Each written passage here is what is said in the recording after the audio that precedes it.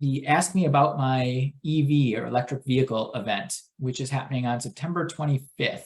So Kathy, why don't you talk us through this event? Welcome to Sustainability Chats. Hi, Casey. Thank you very much for asking me to talk about this event. This will be our fourth EV event in the last couple of years in the La Crosse area. This one is part of a national Drive Electric Week. So there are going to be hundreds of events all around the country in late September and early October, helping people learn about electric vehicles, ask questions, maybe get some myths exploded, and learn about why they should consider switching. And our event is going to also include electric bicycles and electric public transit. So Adam Lorentz of the MTU is going to have one of the new e-buses there. So we're going to have a whole range of electric vehicles that people can look at and think about.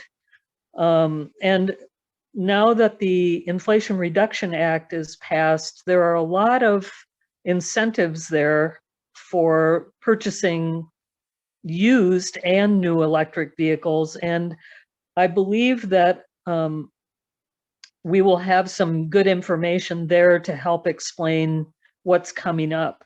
So in addition to local bike and car owners bringing their vehicles, we're going to have tabling from some local and state organizations, including the City of La Crosse, talking about the climate action plan that's coming up, because electric transportation is going to be a big part of that, as you know.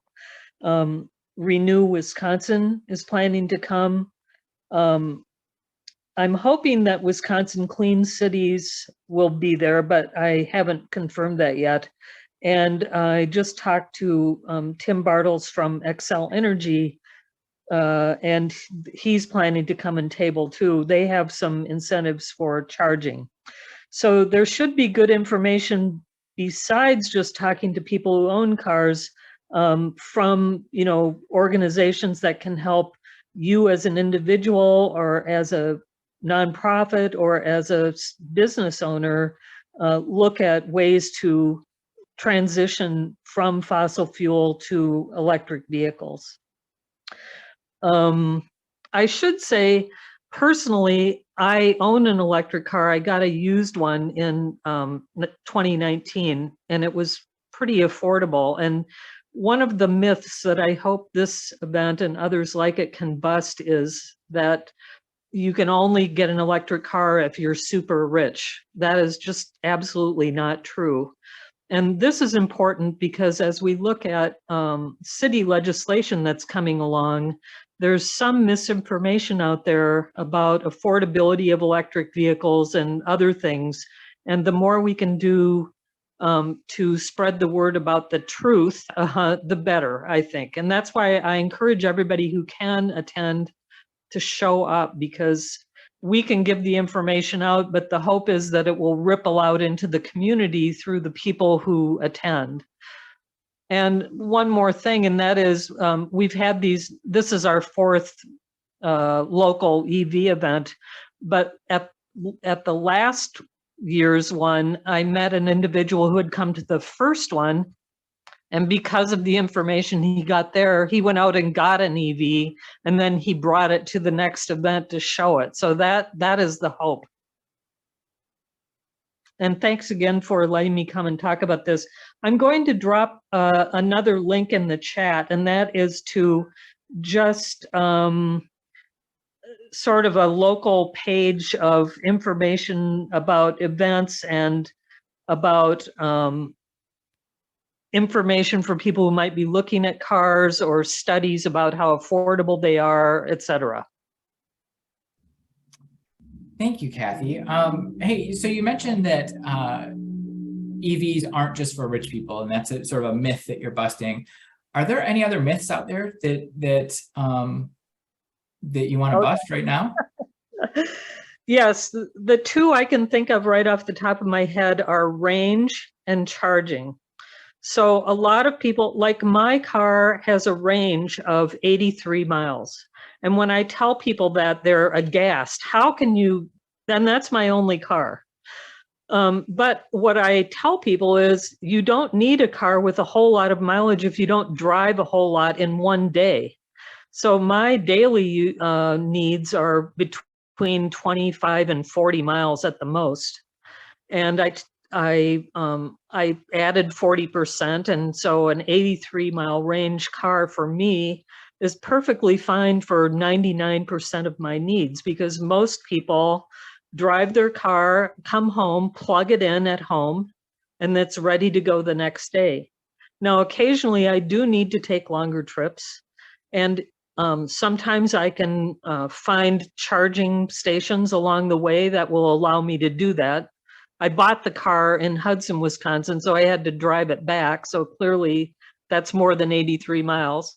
But the other thing is I can always borrow my old car back, which I gave to my daughter. So I have access to a gas car that way, or I can rent a car, which a lot of people do anyway if they're taking a trip or have a special need. So that's one thing. And really, if you're concerned about the environment, and many of us who are switching to electric vehicles are concerned about current battery technology, which uses lithium and some other potentially environmentally damaging materials. But if you're concerned, then you would get a car that has the lowest range you need, because you're not using extra materials. And then the other thing is charging. Now I do have a driveway, so that allows me to plug in a charger, and I can plug in a charger to a regular old outlet, or I can have a dryer outlet installed for not too much money, and charge in my driveway. So people are talking about, oh, there's no charging on, the highway, but most people just charge in their driveway. And again, if you're taking a trip, there are apps that you can use to find charging locations. More and more being installed. That's a real high priority for the state and nation. And if that doesn't work, then you just rent a car or borrow a car or take public transit. I take a train or interstate bus whenever I can. So we just have to look at our transportation in a little bit different way. But, my thing is, if we are in a climate emergency, when you're in an emergency, you don't ask yourself, how can I keep doing everything exactly the way I am and hope the emergency gets solved? You say, how can I change what I'm doing now to help the emergency get solved? So I'm hoping to bust those two myths about range and charging. And we do have one question that came across that I'm just going to ask it now. What about driving in the snow with an EV? Well, I haven't had any trouble at all. I mean, they're heavier vehicles, first of all.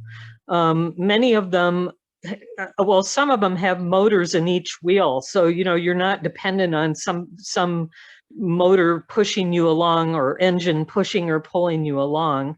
And I don't know if you've ever gotten, I tell people this and they cringe, but there used to be electric wringers that you would have next to a washing machine. You would turn it on, and then as the clothes came out of the washer, you put them in there and they squeeze the clothes and squeeze the water out. Or squeeze your arms. I remember getting my arm squeezed in one. Exactly. Yeah. If you've ever had your hand stuck in one of those, you know that electric motors just keep going. They don't stop. And so that's another thing. Your car doesn't burn out or stall out. It just keeps going. And so I haven't had any trouble at all. But that's where I say talk to people who drive them and find out what their experiences are. Terrific. Kathy, thank you. And is there are you looking for any volunteers, or is there any way that people can help out with the event, or are you guys set to go? Oh, that would be great. Well, it's pretty much like 3 old people are putting this thing on. So yes, we'd love to have some volunteers, because at the shelter, there are some big picnic tables that we'll need to move and stuff like that. So I would say go to the event website, which you have, thank you, up on this screen. And you can you can sign up there to be a participant and show your vehicle if you want, and again, bike or car, or you can volunteer. And if you do that, then I'll let you know what to do to help us out. Sounds good. Thank you so much. And thank you for organizing that event. Sounds like it's going to be really useful for people. And, just from the past, it sounds like it's inspired people to go out and buy electric vehicles, which is absolutely the direction we need to be going. So thank you, Kathy.